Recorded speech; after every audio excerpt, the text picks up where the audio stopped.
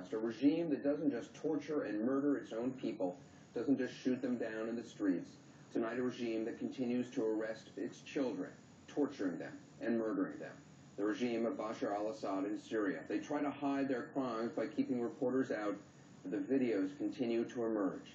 This is what Syrian soldiers do to helpless, handcuffed prisoners.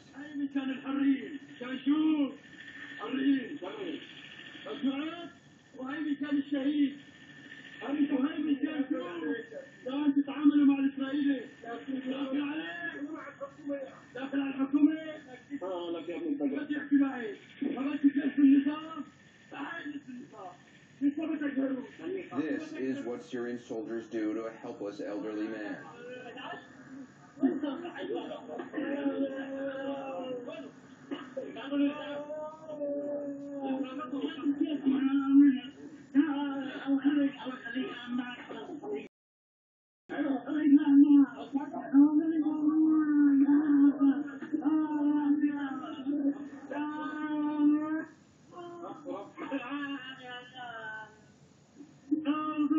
This is what the regime does to its people who are protesting.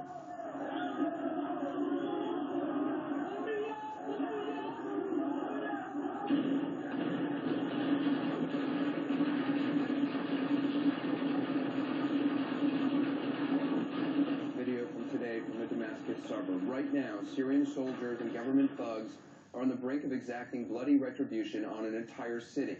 And their leader, Bashar al-Assad, is, according to the Prime Minister of neighboring Turkey, taking all this, in his words, very lightly. So tonight, for whatever it's worth, and for whoever can do something about it, we want to show you the truth of what is happening in Syria. The pictures are hard to look at, I know, but people are risking their lives to take these images. They are dying so that you and I may know the truth. This is exclusive video, new video of a recent protest, a peaceful protest in northern Syria, photographed by a dissident who managed to escape to Turkey. Thousands of unarmed men, and then gunfire, chaos, and carnage.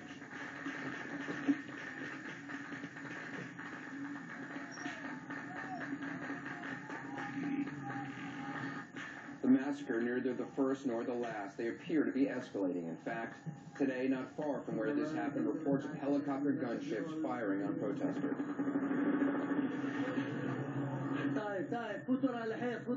And we can't independently confirm this, but you can clearly hear machine gun fire coming from the helicopter in reaction from someone on the ground. And not far from there, the Syrian military has launched an operation on the border city of Jisr al-Shagur. The regime has been promising punishment on the city after 120 security forces were killed there several days ago, it says, by armed thugs. Refugees refute that, saying some of the troops rebelled after refusing to fire on civilians.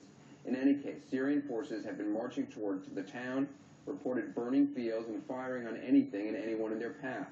We have no video of it yet because the Syrian government is keeping the media out, but we do have new video tonight of the swelling refugee camps over the Turkish border. That's what you're looking at right now. And these unfortunate Syrians may in fact be the lucky ones. A Western correspondent near the camp says refugees are telling her the Syrian regime tried to stop them from leaving, holding its own people captive, and worse, much worse. This is the body of Tamar al-Sahari, returned to his family after a month in captivity. Like all amateur video, we can't independently verify it, in part because Syria won't allow us in. Tamar's body is missing an eye and several teeth, we're told. His family says his leg and neck was broken. He was kneecapped as well, shot not to kill, but to inflict excruciating pain. Tamar was just 15 years old. He was reportedly arrested on the same rally attended by Hamza al-Khatib. This is Hamza's body. Hamza showed signs of beatings, gunshots, and gunshot wounds, cigarette burns over his body, and his penis was cut off. Hamza was only 13 years old. He and Tamar and others taken, tortured, murdered, and then weeks later returned to their families, not so parents can mourn and bury them, but as a tool of terror, as a warning to others. Toe the line, or we'll take your kids. Days after Hamza was returned, signs that in that respect, terror works. His father and uncle appeared on Syrian state TV, full of praise for the dictator Bashar Assad. What can I say? Best president ever? Thank God he gave us everything we've ever asked for. The first thing is, the president promised us reforms. And God willing, they will come soon, tomorrow or the day after. I mean, these reforms are for the citizens, and they have been well received. and we were very happy with the president. The president is very close to the people, and he has offered them a lot, and he has said, God willing, he will give even more. Later on, a family member, who we are not naming, told us that the family was threatened to make those statements. That's what terror does. It no longer works, though, against everyone all the time. This is a funeral march for Tamer. Hundreds taking part, just as thousands of others do all across Syria. Men, women, and children. It's hard to watch, and no wonder who will be the next person to fall. Who will be the next child taken? This week, Amnesty International came out with the chilling testimony of a former member of Syria's elite Republican Guard. He and his unit got the orders on April 23rd to confront a violent gang. What they found, he says, was something else. Not a violent gang, but around 2,000 unarmed protesters, including women and children, chanting, peaceful, peaceful. Those were the words the protesters were speaking. What he then witnessed, he says, was a massacre. He could not stop it. He could not take part. He and 5 others threw down their weapons, he says. He's now on the run, facing a death sentence for desertion. But he is the exception.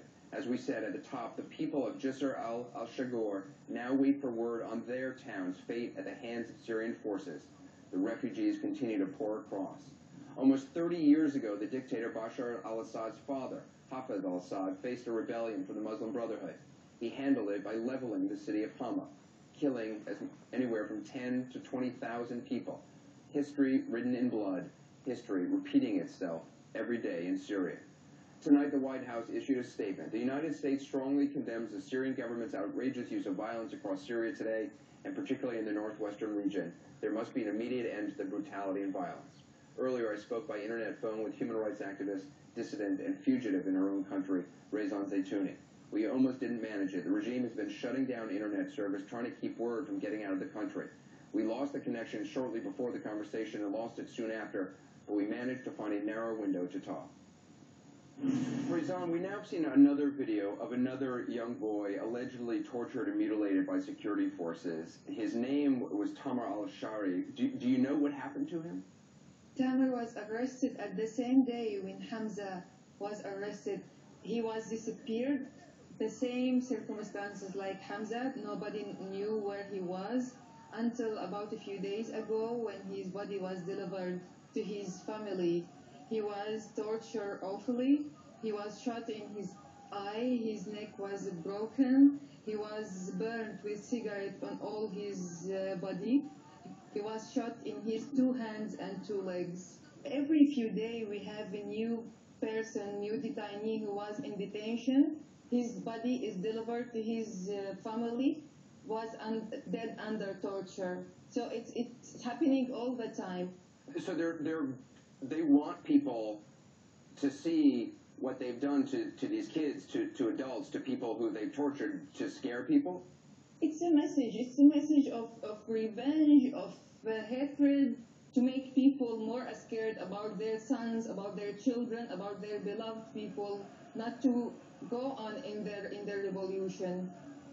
The regime, of course, denies this. It says these kids were if they got shot by armed gangs during protests, which there's no evidence of, and also it's important to remember that all of this began in Dara with the arrest of children who were graffitiing signs against the regime. So all of this began when the regime started snatching children.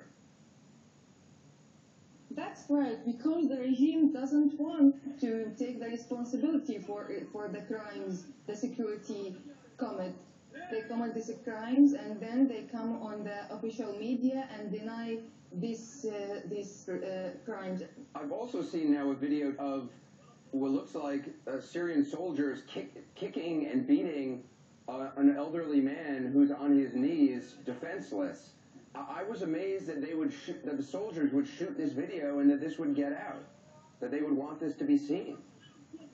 You will be surprised that most of these videos, the soldiers and the security members themselves, they sell it for money. They don't feel it's that they are committing a crime. They even don't care about the regime itself. They just give it for money.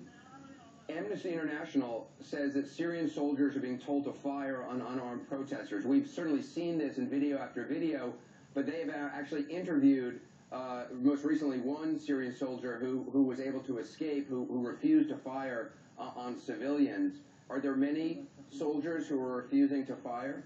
Everywhere, in every cities, dozens of soldiers refuse to participate in attacking the cities and shooting the people, and as a result, they were killed. Until now, we have about 300 names of soldiers got killed because of that. Have you heard any word from your husband who was arrested and has disappeared?